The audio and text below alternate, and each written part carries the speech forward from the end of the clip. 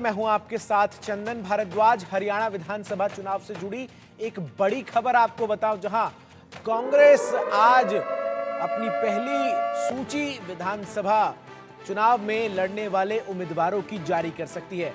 कांग्रेस के आपको बता दें 59 उम्मीदवार जो हैं वो तय हैं।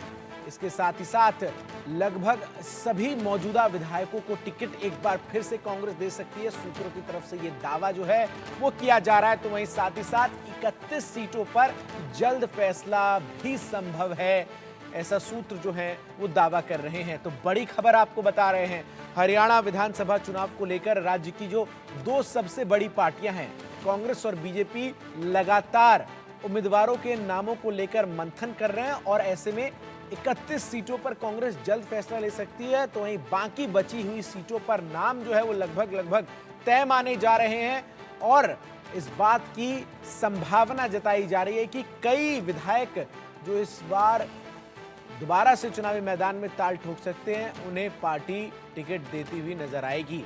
तो भरोसा एक बार फिर से लगभग सभी मौजूदा विधायकों पर पार्टी एक बार फिर से जताने का इरादा रखते हुए आपको बता दूं कि उम्मीदवारों के नामों का ऐलान जो है वो संभवतः आज शाम तक कांग्रेस की तरफ से भी किया जा सकता है। तो वहीं दूसरी तरफ लगातार कांग्रेस केंद्रीय चुनाव समिति की बैठक में, कांग्रेस स्क्रीनिंग कमेटी की अलग अलग बैठकों में तमाम नामों पर मंथन चल रहा है। कांग्रेस की कोशिश इस बार यह है कि उन तमाम उम्मीदवारों को सभी कॉम्बिनेशंस को देखते हुए चुनावी मैदान में उतारा जाए, ताकि पार्टी बीते विधानसभा चुनाव की गलती को ना दोहराए और राज्य की सत्ता में वापसी कर पाए। और इसीलिए लगातार मंथन, बैठकों का दौर जारी है। और बड़ी खबर मैं इस वक्त की जो आपको बता रहा हूं वो यही है कि हरियाणा विधानसभा चुनाव को लेकर कांग्रेस की पहली लिस्ट जो है वो आज जारी हो सकती है। विनोद लांबा हमारे सहयोगी अधिक अपडेट्स के साथ सीधा हमारे साथ जुड़ रहे हैं। विनोद, क्या कुछ चल रहा है अंदर खाने? जो ये देरी हो रही है टिकटों के ऐलान में, कहीं ना कहीं इस बात को सुनिश्चित करने के लिए समय लिया जा रहा है कि जिन तमाम उम्मीदवारों को टिकट दिया जाए वो 100% जीत की गारंटी जो है कांग्रेस के लिए लेकर आए। देखिए, निश्चित तौर पर दोनों ही पार्टियां, सिर्फ कांग्रेस की बात नहीं है। या अगर भाजपा की बात करें तो भाजपा की सीईसी हुए भी 3 दिन हो चुके हैं केंद्रीय चुनाव समिति की बैठक के बाद। और कल देर रात तक जब बैठक हुई है कांग्रेस की, तो उसके बाद पुख्ता सूत्रों से ये इंडिकेशन मिल चुका है 59 सीट को लेकर। मैं बिल्कुल कैमरे पे कह रहा हूं और तमाम दर्शकों के सामने कह रहा हूं, 31 सीटों पर पेच फंसा हुआ है, कांग्रेस में अब तक क्लियर नहीं हुई है। उसके लिए एक सब कमेटी बना दी गई है और सब कमेटी में फैसला होगा।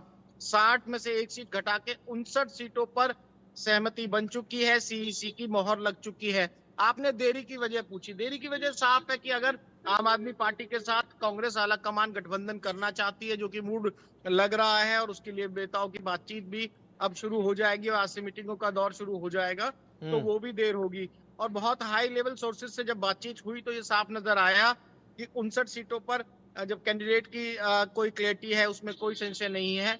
आम आदमी पार्टी वाला जो पेज है वो एक बार सुलझ जाएगा तो उसके बाद कांग्रेस की टिकट आ सकती है। आज देर शाम तक या कल टिकट आने की संभावनाएं बनी हुई हैं, क्योंकि पुख्ता तौर पर हमारे सोर्सेज बता रहे हैं कि करीब करीब 60 सीटों पर। और एक महत्वपूर्ण बात है कि सिटिंग एंड गेटिंग का फॉर्मूला पूरी तरह से कांग्रेस में चला है। इस समय स्ट्रेंथ कितनी है हरियाणा में कांग्रेस की? 28 मौजूदा विधायक हैं, जिसमें से 27 को लेकर कंफ्यूजन नहीं था। 28वें में देखा जाए तो सुरेंद्र पवार, जो सोनीपत से विधायक है कांग्रेस के, इस समय ईडी की हिरासत में, ईडी के केसेस के चलते जेल में है। अगर उनकी जमानत और तमाम चीजों पर फैसला नहीं हो पाता है तो उनके परिवार में पुत्र वधू को टिकट देने की बात है। इसके अलावा 27 धर्म सिंह चौकर की बात कर लीजिए, समालका सीट से आते हैं, उन पर भी ईडी के केसेस चल रहे हैं, उनके बेटे पर भी ईडी के केसेस चल रहे हैं। कल जो रिव्यू कमेटी की बैठक है, जिसमें माकंद थे, जिसमें प्रदेश अध्यक्ष थे, जिसमें प्रभारी थे, उनको बुलाया जाता है और उनसे बातचीत की जाती है। तो आप इस तरह से समझ सकते हैं कि सिटिंग गेटिंग का फॉर्मूला होगा। आज देर शाम या कल से टिकटें आनी शुरू हो जाएंगी कांग्रेस की। 59 के नाम क्लियर हो चुके हैं, सवाल 90 की 90 सवाल नामों एक पर मेरा अभी ये भी क्लैरिटी है, ये कांग्रेस जो में। 59 के नाम आप क्लियर बता रहे हैं, इनमें कौन कौन से बड़े चेहरे हैं और कहां कहां से इनको टिकट मिल सकता है, इसकी भी जानकारी आपके सूत्र क्या बता रहे हैं? देखिए, साफ तौर पे मैंने कहा ना, 28 के 28 जो मौजूदा विधायक हैं कांग्रेस के, उनकी टिकट पे संशय नहीं है। बड़े नाम में होडल से अगर उदय भान की कर ली जाए, कड़ी सांपला किलोई से भूपेंद्र सिंह हुड्डा चुनाव लड़ने जा रहे हैं। गीता भुक्कल झज्जर सीट है जो पूर्व शिक्षा मंत्री रही हैं। कुलदीप बस भी लड़ेंगे बादली से चुनाव।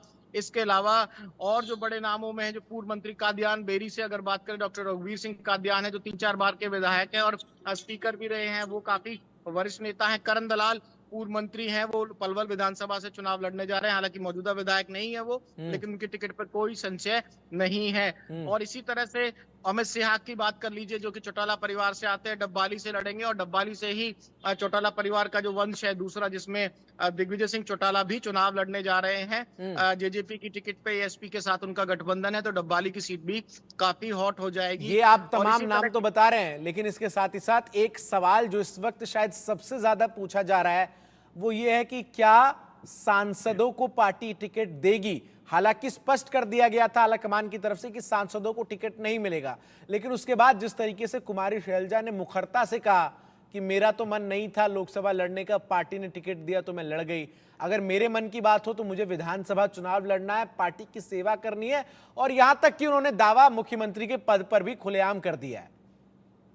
बिल्कुल ठीक कहा आपने। और बात सिर्फ कुमारी शैलजा की नहीं है, बात यहाँ रणदीप सिंह सुरजेवाला की है, जो राजस्थान से राज्यसभा सांसद हैं। वो भी कैथल से विधानसभा चुनाव लड़ना चाहते हैं, अपनी वीडियो जारी करके और अपनी तमाम चीजें जारी करके कैथल में तैयारी कर चुके हैं। उनके बेटे को टिकट मिले या वो खुद टिकट लेंगे, इसके लिए आला कमान का। और आपका जो सवाल का स्पेसिफिक जवाब मैं अगर दूं, तो ये तो अभी मल्लिकार्जुन खड़गे और राहुल गांधी के फैसले पर देखा जाएगा कि मौजूदा सांसदों में से किसी को टिकट पे चुनाव लड़ाया जाता है या नहीं जाता है।